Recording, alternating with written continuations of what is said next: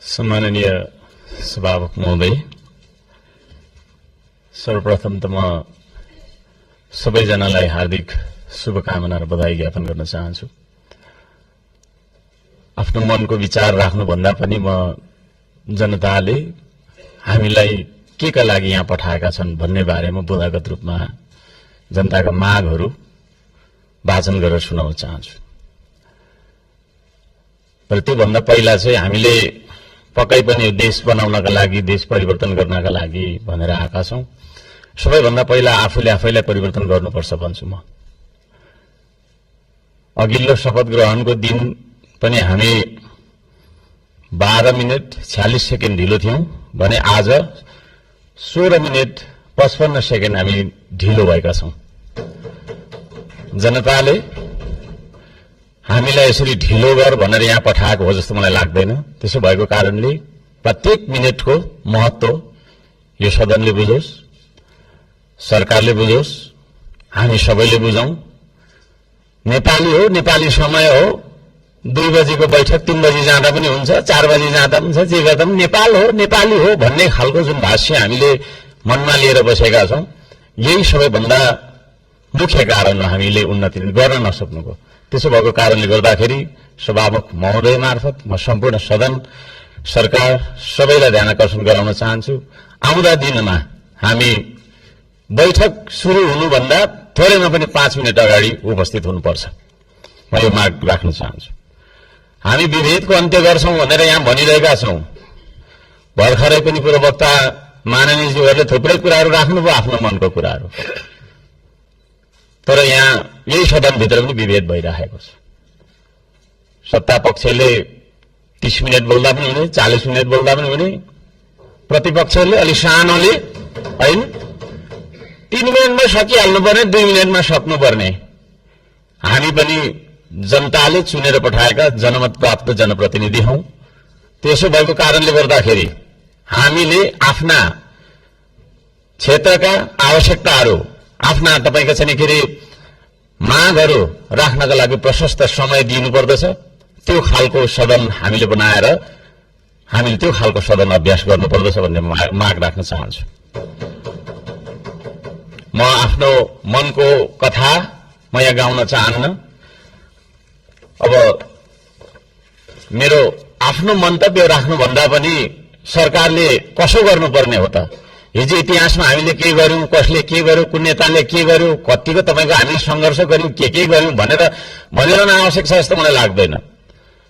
हामी के गरिरहेका छौं आज र भोलि के गर्ने हो भन्नेतर्फ सरकारले आफ्नो नीति तथा कार्यक्रम बनाउँदाखेरि यस्ता कुराहरूलाई पनि समावेश गरोस् भनेर चाहिँ म यहाँ जनताको मागहरू, राष्ट्रिय स्वाधीनताको, हाम्रो सम्प्रभुताको, जनताले चाहेका कुराहरू के कस्ता छन् त भन्ने कुरा म बुदागत रूपमा वाचन गर्न चाहन्छु। पृथ्वी रहन्जेलसम्म यो देश रहिरहनुपर्छ, हाम्रो देशको चन्द्र सूर्याङ्कित झण्डा रहिरहनुपर्छ। त्यो मान्यता हामी राख्दछौं। श्रम संस्कृति पार्टीले त्यो मान्यता राख्दछ।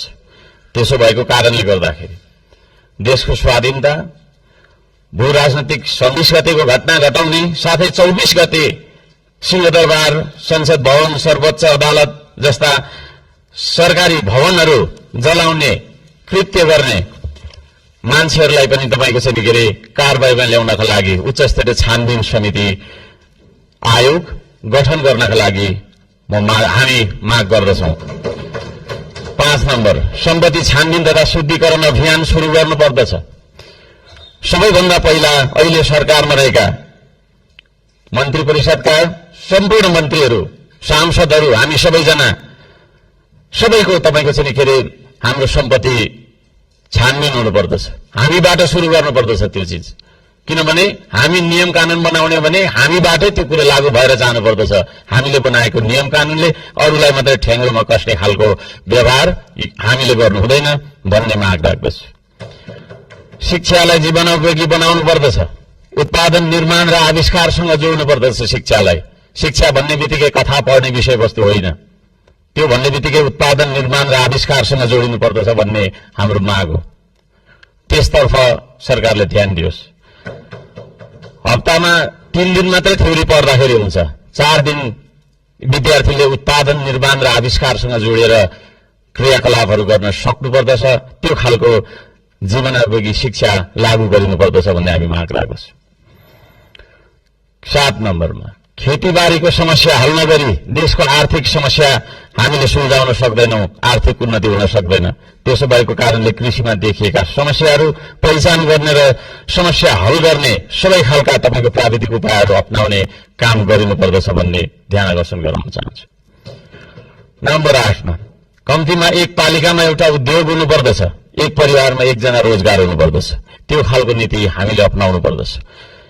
बन्द गरिएका उद्योगहरूलाई पुनः सञ्चालन गर्ने साथै नयाँ उद्योगहरूको स्थापना गर्ने नीति तथा कार्यक्रम सरकारले ल्याउनु पर्दछ भन्ने ध्यान आकर्षण गर्न चाहन्छु।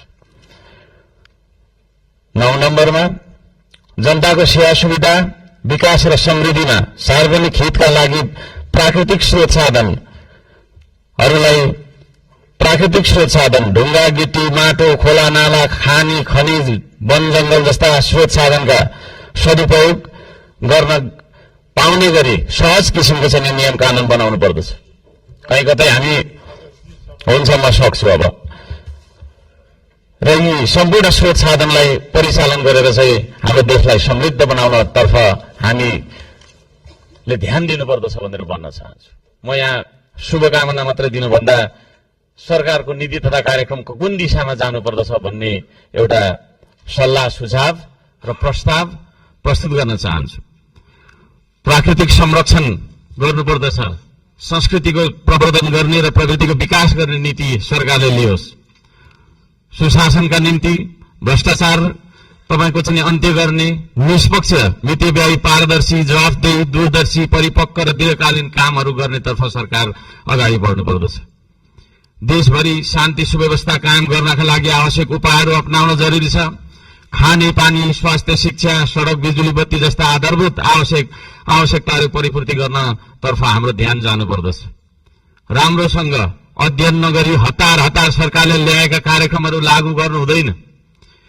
कुनै निर्णय गर्नु अघि तपाईको प्रतिपक्षी दलहरूसँग सल्लाह गरेर सबै पक्षको उचित सल्लाह लिएर चाहिँ सरकार अघि बढे। निर्णय गर्दै पछि हट्नुपर्ने नियतिबाट होइन सरकार बच्न सक्दछ। अहिले भर्खरै वृद्ध भत्ता, विद्यार्थी संगठन, ब्रिज कोर्स जस्ता सम्बन्धमा निर्णयहरू जुन गरिएको छ यसलाई पुनर्विचार गरियोस् भन्न म चाहन्छु। वृद्ध भत्ताको समयको मापदण्डलाई जुन फेरबदल गर्ने भन्ने कुराहरू आएको छ कार्यसूचीमा, त्यस्ता कुराहरूमा सरकारले ध्यान दिएर मात्रै अगाडि बढ्दाखेरि राम्रो हुन्छ भन्ने माग राख्दछु। सुकुम्बासी भन्दै नागरिकको बासको अधिकारलाई खोज्दै डोजर चलाउने, राज्य आतंक फैलाउने चलनको अन्त्य गरियोस्। त्यो भन्न चाहन्छु। जनताको घर टहरा भत्काउनु हुँदैन, विस्थापन होइन व्यवस्थापनको नीति सरकारले लागू गरेर अगाडि बढ्दाखेरि सबैले राम्रो हुनेछ। दशकौंदेखि बस्दै आएका भूमिहीन सुकुम्बासीहरूको स्वामित्व दिने गरी लाल पूर्जाको व्यवस्था गरोस् भनेर पनि म भन्न चाहन्छु। किसान मजदूर सुकुम्बासीका समस्या पहिचान गरी समाधानको पहल गर्ने, धनीको मात्रै होइन गरिबको पनि हो यो देश भन्ने खालको आभास हामीलाई हुनुपर्दछ र जनतालाई पनि त्यो आभास भएको हुनुपर्दछ। त्यसतर्फ सरकारले काम गरोस् भन्ने म अनुरोध गर्न चाहन्छु। उपत्यका बाहिर पनि नेपाल छ भन्ने कुरा हामीले व्यवहारबाट जनाउनुपर्छ। यो काठमाडौँ उपत्यका मात्रै नेपाल हो भन्ने किसिमले सबै विकास चाहिँ यहाँभित्र मात्रै थुपार्ने किसिमको चाहिँ विकास हुनु हुँदैन भनेर म ध्यान आकर्षण गर्न चाहन्छु। सबै खाले विभेदको अन्त्य गरिनुपर्दछ। भूपू गोर्खा सैनिकहरूको समान पेन्सनका लागि नेपाल सरकारले आवश्यक सबै खालका पहलहरू गरोस्। नेपाल सरकारले गरेको सन्धि मार्फत चाहिँ गएका भूपू गोर्खाहरूलाई नागरिकता कायम राखेर चाहिँ उहाँहरूलाई एउटा नागरिकको दर्जामा राख्ने नियम, त्यो खालको चाहिँ नीति हामीले अवलम्बन गर्नुपर्दछ भनेर ध्यान आकर्षण गराउन चाहन्छु। समयको पाबन्दीले गर्दाखेरि मैले यी कुराहरू सबै कुरा वाचन गर्न चाहिन। माननीय सभामुख महोदयले 2-3 चोटि भनिसक्नु भएको छ र यो म पत्र सम्माननीय सभामुख महोदय मार्फत टेबल गर्न चाहन्छु र यस सल्लाह सुझाव अन्तर्गत सरकारले आफ्ना विचारहरू, आफ्ना नीति तथा योजनाहरू अगाडि बढाओस् भन्ने म माग राख्न चाहन्छु। धन्यवाद।